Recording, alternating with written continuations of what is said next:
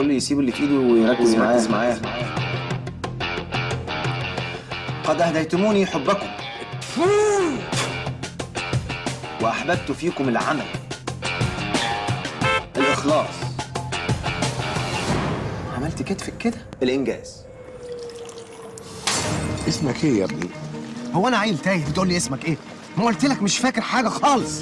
المستشار نوح نصر الدين جد الله محمد عبد العزيز مصطفى شوكة القلمي. انت يعني بتعايرني عشان مش فاكر اسمي؟ انت ميت؟ ايوه. كل ده بيتي؟ بس جانجنام ستايل. البلوزه اللي بحبها وبوبلتات. جود بوي.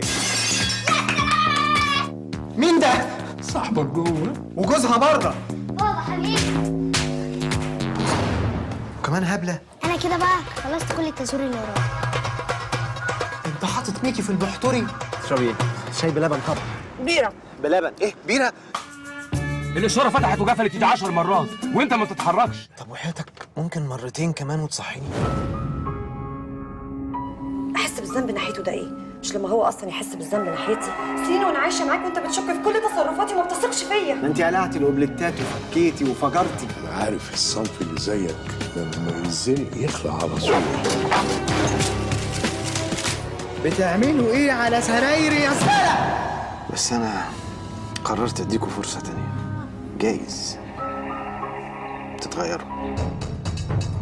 منك لله رؤوف. منك لله رؤوف. منك لله يا رؤوف. منك لله. ما قالش رؤوف.